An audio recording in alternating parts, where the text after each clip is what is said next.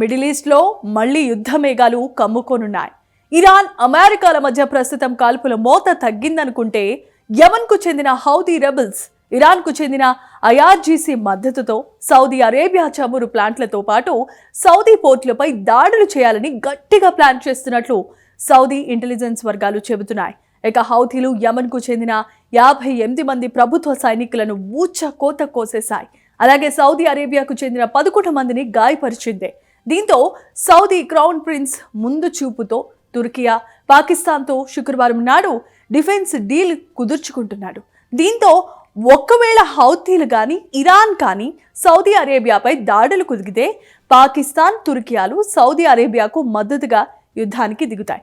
ఇక తాజాగా Houthi rebels రెచ్చిపోయి విచ్చలవిడిగా దాడులు చేయడానికి గల కారణం ఏంటి? ఇక సౌదీ అరేబియా, తుర్కియా, పాకిస్తాన్ డీల్కు సంబంధించిన మరింత సమాచారం ఇప్పుడు తెలుసుకుందాం.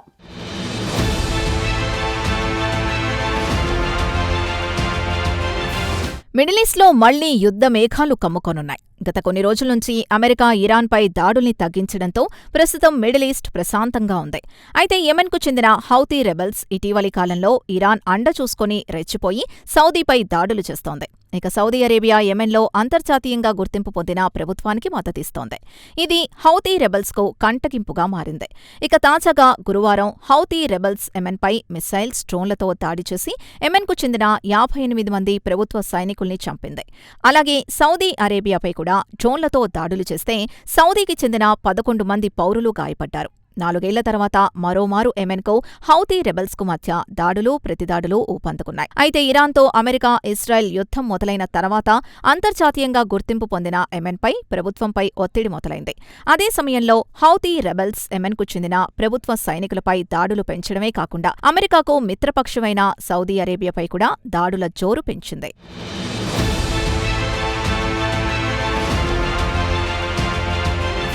హౌతీ మిలిటరీ అధికార ప్రతినిధి యెహ్యా సారీ దాడుల గురించి ప్రస్తావిస్తూ యెమెన్ ప్రభుత్వం తమ మిలిటరీని మరింత బలోపేతం చేస్తోందని, అందుకే తాము యెమెన్ మిలిటరీపై బాలిస్టిక్ మిస్సైల్స్తో పాటు డ్రోన్లతో దాడులు చేయాల్సొచ్చిందని వివరించారు. ఈ దాడిలో కనీసం 58 మంది ప్రభుత్వ సైనికులు ప్రాణాలు కోల్పోయారు. డజన్ల కొద్దీ సైనికులు గాయపడ్డారని పేరు చెప్పడానికి ఇష్టపడని మిలిటరీ అధికారి ఒకరు చెప్పారు. అయితే వైద్య వర్గాలు మాత్రం 38 మంది సైనికులు చనిపోయారని చెబుతున్నాయి.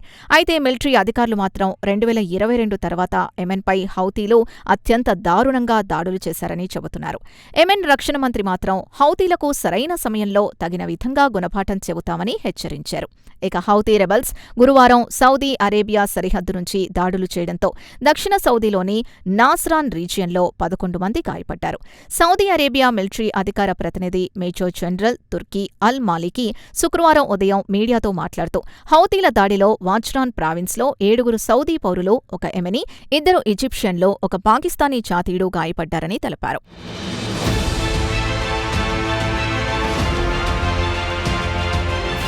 ఇక మాలికీ ఇరాన్తో పాటు హౌతీలపై ఆగ్రహం వ్యక్తం చేశారు. అంతర్జాతీయ చట్టాల్ని ఉల్లంఘించి విచ్చలవిడిగా సౌదీ అరేబియాపై మిస్సైల్స్, డ్రోన్లతో దాడులు చేశారని మండిపడ్డారు. తమ పౌరుల్ని ఎలా రక్షించుకోవాలో తమకు తెలుసునన్నారు. అయితే ఇరాన్ ఇటీవలి కాలంలో సౌదీ అరేబియాను టార్గెట్ చేసింది. దీనికి కారణం కూడా లేకపోలేదు. Saudi crown prince Mohammed bin Salman ట్రంప్కి అత్యంత సన్నిహిత మిత్రుడు. అమెరికాతో రాసుకుపూసుకు తిరుగుతున్నందుకు సౌదీ అరేబియా భారీ మూల్యం చెల్లించుకుంటోంది. ఇరాన్కు హౌతీ రెబెల్స్ దగ్గర కావడంతో హౌతీలు కూడా ఇరాన్కు మద్దతుగా సౌదీపై దాడులు చేయడం మొదలుపెట్టారు. అంతేకాకుండా ఎర్ర సముద్రం ద్వారా వెళ్లే సౌదీ అరేబియా ఆయిల్ ట్యాంకర్లను అడ్డుకుంటోంది. ఇప్పటికే పలు ఆయిల్ ట్యాంకర్లను ధ్వంసం చేసింది. ఇక సీనియర్ సౌదీ అధికారి ఒకరు ఇంటెలిజెన్స్ వర్గాల సమాచారం ప్రకారం హౌతీలు ఇరాన్కు చెందిన ఐఆర్జీసీలు కలిసి సౌదీ అరేబియాకు చెందిన ఎనర్జీ ఇన్ఫ్రాస్ట్రక్చర్, పోర్ట్లు, ఎయిర్పోర్ట్లపై దాడులు చేయాలని ప్రణాళికలు సిద్ధం చేస్తున్నట్లు తెలిసిందన్నారు.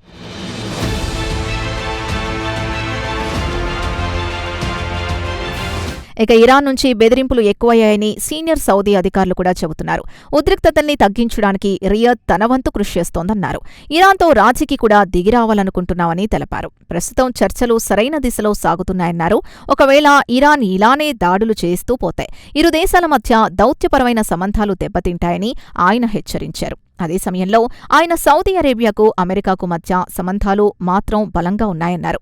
ఒకవేళ ఇరాన్ కానీ, హౌతీలు కానీ తమపై దాడులకు దిగితే వారికి జవాబు ఎలా చెప్పాలో తమకు తెలుసునని సౌదీ అధికారి ఒకరు చెప్పారు. ఇదిలా ఉండగా గత మంగళవారం నాడు వజ్రాన్ విమానాశ్రయంపై దాడికి తమదే బాధ్యత అని హౌతీలు ప్రకటించుకున్నాయి. సౌదీ అరేబియాపై దాడులు చేయాలనే లక్ష్యంతోనే ఎయిర్పోర్ట్పై దాడి చేశామని పేర్కొంది.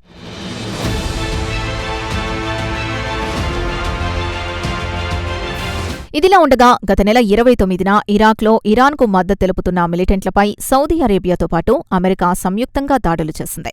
ఈ దాడిలో సుమారు 25 మంది ఇరాకీ ఫైటర్లు ప్రాణాలు కోల్పోయారు.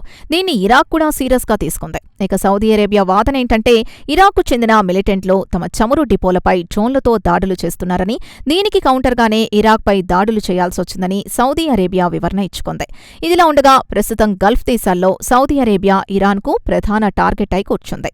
చీటికి మాటికి ఇరాన్ సౌదీ అరేబియాకు చెందిన ఆయిల్ అసెట్స్పై దాడులు చేసి బిలియన్ల కొద్దీ డాలర్ల నష్టాన్ని కలిగిస్తోంది. దీంతో ఇక లాభం లేదనుకుని మిత్రదేశాలతో కలిసి ఒక రక్షణ ఒప్పందం కుదుర్చుకోవాలనుకుంటోంది. శుక్రవారం నాడు సౌదీ అరేబియాలో తుర్కియా, సౌదీ అరేబియా, పాకిస్తాన్లు కలిసి సంయుక్తంగా డిఫెన్స్ అగ్రిమెంట్ చేసుకునున్నాయి. Turkiye president Erdogan, Pakistan army chief మునీలు గురువారం నాడు రియాద్ చేరుకున్నట్లు రాయిటర్స్ వార్తా సంస్థకు కూడా తెలిపింది. కానీ ఒప్పందానికి సంబంధించి వివరాలు మాత్రం తక్షణమే తెలియలేదు.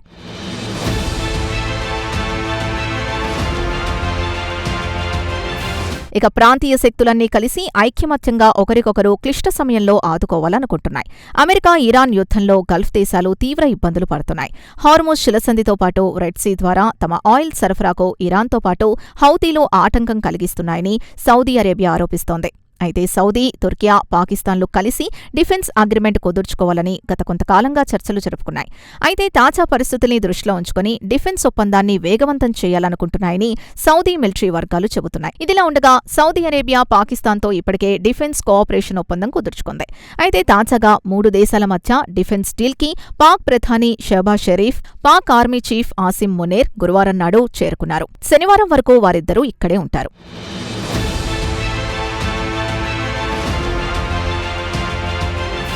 అయితే 3 దేశాలు గత కొన్ని నెలల నుంచి రక్షణ ఒప్పందం కుదుర్చుకుంటున్నాయని పెద్ద ఎత్తున ఊహాగానాలు మాత్రం వెల్లువెత్తాయి. ఇక పాకిస్తాన్ మాత్రం అమెరికా ఇరాన్ యుద్ధం ముగించడానికి తన వంతు కీలక పాత్ర పోషించింది. అలాగే ఇస్రాయెల్ గాజా మధ్య యుద్ధం ముగించడానికి తుర్కియా దౌత్యపరమైన పాత్రను పోషిస్తోంది. ఇక సౌదీ అరేబియా, పాకిస్తాన్లు గతేడాది రక్షణ ఒప్పందం కుదుర్చుకున్నాయి. ఇక ముస్లిం దేశాల్లో పాకిస్తాన్ వద్ద మాత్రమే అణ్వాయుధాలున్నాయి. అందుకే పొరుగున ఉన్న ఇండియాను కూడా తరచూ అణుబాంబులతో దాడులు చేస్తామని బెదిరిస్తూ వస్తోంది. ఇక పాకిస్తాన్ ఆర్మీ చీఫ్ మునేర్ విషయానికొస్తే ఆయన ఇరాన్కు చెందిన ఐఆర్జీసీ చీఫ్ అహ్మద్ వాహిదీతో కలిసి ఇరువురు వ్యాపారం చేస్తున్నారు. ఇరాన్ నుంచి పెట్రోల్ని వాహిదీ పాకిస్తాన్కి పంపుతాడు.